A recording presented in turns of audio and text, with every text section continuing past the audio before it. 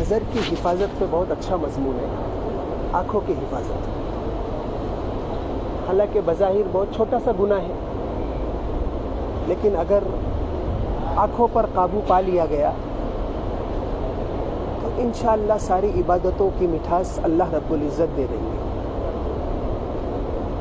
ایک بدنگاہی لگتا ہے کہ چھوٹی سی بیماری ہے، لیکن دوسری ساری عبادتوں کو کھنڈت کر دیتی ہے۔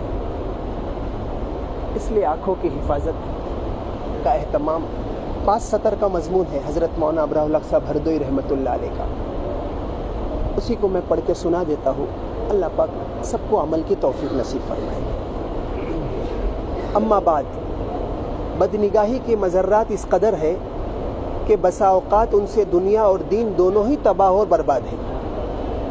آج کل مرض روحانی میں مبتلا ہونے کے اسباب بہت زیادہ پھیلتے جاتے ہیں، اس لیے مناسب معلوم ہوتا ہے کہ اس کی بعض مضرات اور اس سے بچنے کا علاج مختصر طور پر تحریر کر دیا جائے تاکہ اس کے نقصانات سے حفاظت کی جا سکے۔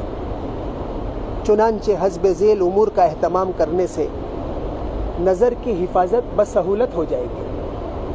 حضرت نے لکھا ہے چند چیزوں کا ہم اہتمام کر لیں گے، انشاءاللہ نظر محفوظ ہو جائے گی۔ میں کہہ رہا ہوں کہ ناظم بھائی نے مجھے کل منع کیا، باقاعدہ ناظم بھائی نے منع کیا، ہاں ٹرسٹ نے منع کیا تھوڑا سا، کسی کو شاید قرآن پڑھتے ہوئے تکلیف ہوئی تھی۔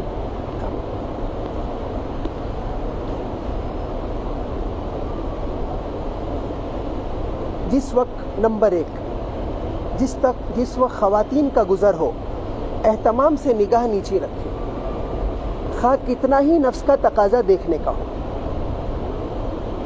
نظر تو اٹھتی ہے، لیکن یہ طے کر لے کہ جس وقت خواتین گزرے گی ہم نگاہ کو نیچے رکھیں گے، چاہے کتنا ہی نفس پر مشکل ہو۔ یہ چند سیکنڈ کی مشکل ہمیشہ کے لیے راحت پیدا ہو جائے گی۔ نمبر 2، اگر نگاہ اٹھ جائے اور کسی پر پڑ جائے تو فوراً نگاہ کو نیچے کر لے، خواہ کتنی ہی گرانی ہو، کتنا ہی مشقت ہو، خواہ دم نکل جانے کا اندیشہ ہو، ہوگا نہیں کچھ بھی، سمجھے وقتی طور پہ تھوڑا سا بوجھ ہوگا، لیکن تھوڑا سا نگاہ کو نیچے کر لے۔ نمبر 3، یہ سوچے کہ نگاہ کی حفاظت نہ کرنے سے دنیا میں ذلت کا اندیشہ ہے، دنیا میں ذلت کا اندیشہ ہے، نیکی کا نور سلب ہو جاتا ہے، نیکی کا نور ختم ہو جاتا ہے، اور آخرت کی تباہی یقینی ہے۔ آخرت میں تو اس گناہ کا اللہ رب العزت پوچھیں گے نا کہ میں نے نگاہ کو منع کیا تھا، تو نے غیر پر کیوں ڈالی، میری مخلوق پر، میرے حکم کے ہوتے ہوئے۔ آخرت کی تباہی یقینی ہے۔ اور حضرت تھانوی نور اللہ مرقدہ کا میں نے ملفوظ سنایا تھا کہ 70 سال کی تہجد کا جو نور جمع ہوتا ہے ایک بدنگاہی سے ختم ہو جاتا ہے۔ چند دن کی تہجد سے نور کتنے دل میں جمع ہو جاتے ہیں، لیکن ایک بدنگاہی، پہلی نگاہ نہیں، پہلی نگاہ تو معاف ہے، لیکن پہلی نگاہ جان بوجھ کر، معلوم ہے سامنے لڑکی کھڑی ہے پھر بھی پہلی نگاہ ڈال رہے تو بھی گناہ ہے۔ یا نگاہ پڑ گئی تو حکم ہے کہ فوراً نیچے کر لے، لیکن ہم دیر تک دیکھتے رہے، ساری طاعت کا نور ختم ہو جاتا ہے، نیکیوں سے نور جمع ہوتا ہے نا، اس لیے پھر ہم جہاں رہتے تھے وہیں کے وہیں پہنچ گئے۔ یہ ایک گناہ ایسا ہے۔ نمبر 4، بد نگاہی پر کم از کم 4 رکعت نفل پڑھنے کا اہتمام، اور کچھ نہ کچھ حسب گنجائش خیرات اور کثرت سے استغفار کریں۔ طے کر لیں کہ نفس اگر کسی غیر محرم پہ نگاہ پڑ گئی، 4 رکعت 6 رکعت 8 رکعت میں پڑھوں گا نفل، تو نفس اس مشقت سے گھبرائے گا، اور روپیہ 2 روپیہ 5 روپیہ صدقہ کروں گا، اور استغفار الگ۔ جنہوں نے یہ 3 کام کیے، اللہ رب العزت نے پرانا مرض تک ختم کر دیا۔ نمبر 5، یہ سوچے کہ بدنگاہی کی ظلمت سے دل ستیاناس ہو جاتا ہے، اور یہ ظلمت بہت دیر میں دور ہوتی ہے۔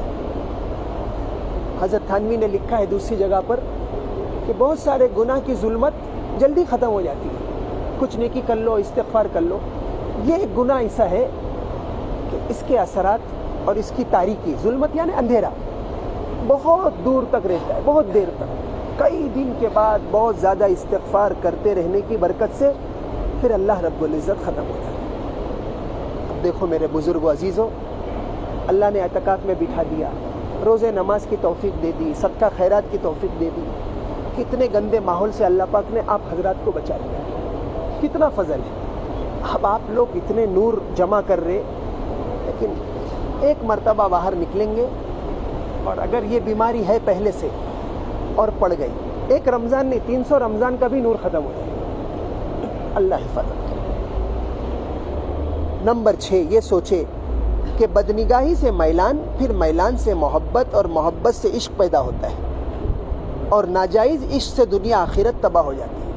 بات تو شروعات دیکھنے سے ہی ہوئی نا، دیکھیں گے میلان ہوا، یعنی میلان میں دل متوجہ ہوا، پھر محبت پیدا ہوئی، پھر اور زیادہ محبت پیدا ہونے کو عشق کہتے ہیں، اور عشق پیدا ہو گیا، پھر آدمی ساری وہ چیزیں کر لیتا ہے جو اسے نہیں کرنا چاہیے، اور اس کی ابتدا دیکھنے سے ہوئی تھی۔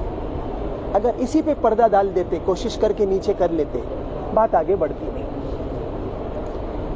نمبر 7، یہ سوچنا کہ بدنگاہی سے طاعت، ذکر و شغل سے رفتہ رفتہ رغبت کم ہو جاتی ہے، یہاں تک کہ چھوڑ دینے کی نوبت آتی ہے۔ جو نماز، ذکر، تلاوت کی عادت تھی، رفتہ رفتہ یا تو خود بخود چھوٹ جاتی ہے یا اللہ پاک چھڑوا دیتے ہیں۔ اس لیے کہ ایک ہی دل میں محبت مخلوق کے بھی اور اللہ کے کیسے جمع ہوں گے؟ ایک ہی زبان سے غیر کی محبت کا ذکر اور اللہ کے نام کا ذکر، اللہ پاک اس کو کیسا برداشت کریں گے؟ ایک بیوی 2 شوہر برداشت نہیں کر سکتی، ایک دوست دوسرے دوست کو تیسرے کے ساتھ دوستی اس کی برداشت نہیں کرتا ہے، ہوتا ہے نا، دونوں کی دوستی میں ایسی محبت ہوتی کہ وہ تیسرے کے دوست کو برداشت نہیں کرتا ہے۔ اللہ پاک اپنی نیکیوں کی توفیق کیسے دیں گے؟ غیر کی محبت کے اثر سے رفتہ رفتہ یہ جو نیکیاں ہم اور آپ کر رہے، اور اگر اس کے بعد بھی کرتے ہیں نا تو وہ رسم و رواج کے تحت کرتے ہوتے، اللہ کی طرف سے نہیں ہوتی، ماحول کی وجہ سے۔ نماز تو پڑھوں گا نا میں فجر کی، عالم اور مفتی ہو کر تھوڑی چھوڑوں گا، دین کے راستے میں وقت تو لگاؤں گا نا، میری ترتیب ہے سال کا چلہ لگانے کی، اللہ کی طرف سے توفیق نہیں ہوتی، وہ رسم و رواج کے تحت ماحول کی وجہ سے لگاتا رہتا ہے۔ لیکن اللہ پاک کی طرف سے اگر توفیق ہو بھی گئی تو اللہ پاک اس عمل کو قبول نہیں کرتے، خطرناک مسئلہ۔ ایک حضرت کا چھوٹا سا مضمون ہے، زندگی کا ویزا ناقابل توسیع ہے۔ ہم لوگ دنیا کے نیشنل نہیں، اور ویزا بھی ناقابل توسیع ہے۔ یہاں تو کلرک کو کچھ دے کر ویزا میں توسیع بھی کرا لیتے ہیں، ایڈجسٹ کر لیتے ہیں نا۔ 20 دن کا ویزا تھا، اس کو آپ نے 1 مہینے کا کر دیا، 1 مہینے کا تھا کسی ملک کا 3 مہینے کا کر دیا، پیسے دے دو، کچھ بات کر لو۔ لیکن زندگی کا ویزا جو اللہ پاک نے مجھے اور آپ کو دیا ہے، اس میں 1 مہینہ تو دور کے بعد 1 سیکنڈ بھی آگے نہیں ہو سکتا ہے، 1 سیکنڈ بھی آگے نہیں ہو سکتا۔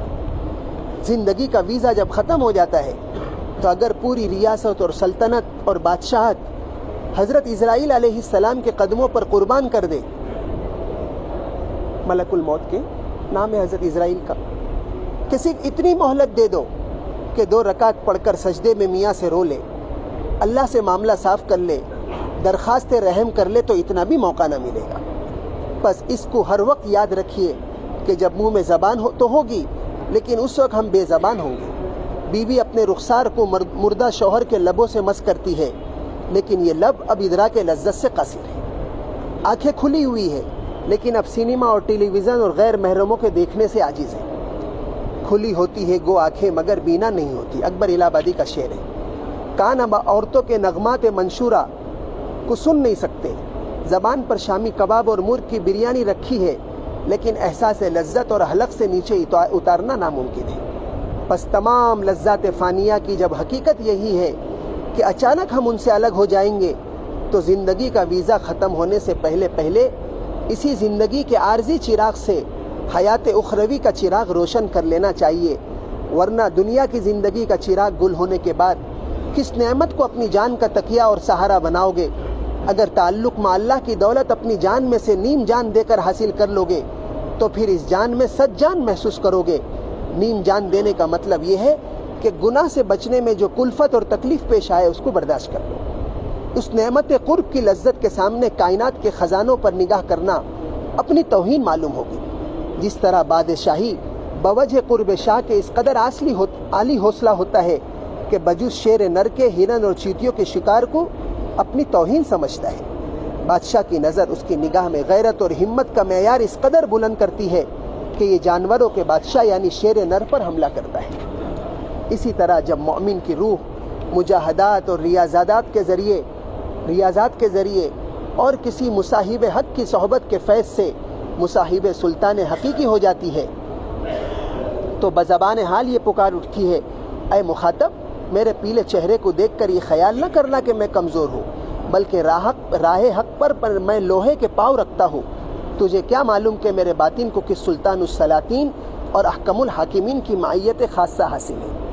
آج روزے، عبادت، ذکر، تلاوت کی جو محنت ہو رہی ہے، شام میں دیکھو افطاری سے پہلے جان نکل جاتی ہے، لیکن اس بدن کے پیلے ہو جانے سے، آنکھوں کے پیلے ہونے سے اور کمزوری آنے سے کوئی مجھے اور آپ کو یہ نہ سمجھے، اس کمزوری اور اس چھوٹے سے مجاہدے کی برکت سے اللہ پاک اپنی محبت میرے آپ کے دل میں دے رہے ہیں۔ روزے کی توفیق کا ہو جانا، روزہ رکھوا لینا، تراویح کی مشقت کا برداشت کر لینا، پیر میں سوجن کا آ جانا، ذکر اللہ میں زبان کو تھکا دینا، یہ سب معمولی دولت نہیں اللہ پاک فرما رہے ہیں۔ اس سے یہ چھوٹی سی دنیا میں جو مشقت ہم اختیار کر رہے، اللہ پاک اس سے زیادہ ہمیں آخرت دے رہے اور اپنی محبت نصیب فرما رہے۔ سبحان اللہ و بحمدہ، سبحانک اللہم و بحمدک، نشہد ان لا الہ الا انت، نستغفرک و نتوب الیک۔ سبحان ربک رب العزت عما یصفون۔